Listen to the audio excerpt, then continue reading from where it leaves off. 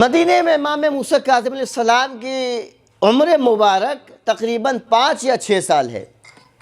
امام جعفر صادق علیہ السلام مسجد نبوی میں دروس دیا کرتے ہیں، علم و عرفان سے لوگ فیض یاب ہوتے ہیں۔ اسی میں اہل سنت کے بہت بڑے امام جنہیں ابو حنیفہ کہا جاتا ہے، یہ بھی امام علیہ السلام کے دروس میں شرکت کیا کرتے تھے۔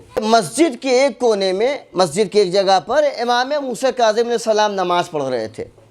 جہاں وہ نماز پڑھ رہے تھے بہت سارے لوگ امام موسیٰ کاظم علیہ السلام کے سامنے سے آ رہے تھے، جا رہے تھے۔ نعمان بن ثابت نے دیکھا اور جا کر امام جعفر صادق سے کہا، مولا یہ جو آپ کے فرزند ہیں موسیٰ، یہ ایسی جگہ نماز پڑھ رہے تھے جہاں سے بہت سارے لوگوں کا آنا جانا ہے۔ امام جعفر صادق علیہ السلام نے کہا، اعتراض کس پر ہے؟ کہا یا مجھ پر اعتراض ہے یا موسیٰ کاظم پر اعتراض ہے؟ کہا مولا آپ پر تو اعتراض نہیں ہے، اعتراض ہے جو نماز پڑھ رہا ہے اس پر۔ امام نے کہا جاؤ سوال کر لو۔ ابو حنیفہ امام موسیٰ کاظم علیہ السلام کے سامنے آتا ہے، جن کی عمر صرف اور صرف 5 سے 6 سال ہے۔ آگے کہتا ہے، اے فرزند رسول، آپ جب نماز پڑھ رہے تھے تو آپ کے سامنے بہت سارے لوگوں کی آمد و رفت تھی۔ میں سمجھتا ہوں کہ لوگوں کی آمد و رفت سے آپ کی عبادت میں خلل پڑ سکتی ہے، لہٰذا یہ مکان درست نہیں ہے۔ امام نے کہا تم سوال کرنے آئے ہو یا اعتراض جتانے آئے ہو؟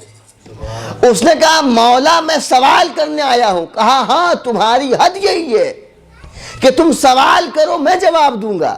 توجہ فرمائیے، امام نے 4 سال یا 5 سال کی عمر میں تمہارے امام کو بتایا کہ یاد رکھنا تمہارا کام ہے سوال کرنا، ہمارا کام ہے جواب دینا۔ گویا جاہل سوال کرتا ہے، عالم جواب دیتا ہے۔ توجہ فرمائیے، امام نے کہا کہ تم نے قرآن نہیں پڑھا جس میں خدا کہتا ہے یہ لوگوں کی آمد و رفت ہمارے اور خدا کے درمیان کیا فاصلہ کرے گا، جو خدا ہمارے ساتھ شہرگ گردن سے زیادہ قریب ہے۔ توجہ فرمائیے، گویا امام نے بتایا کہ اگر انسان اخلاص کے ساتھ اللہ کی عبادت کرے تو کبھی بھی اللہ اور بندے کے درمیان کوئی فرق نہیں پیدا کر سکتا۔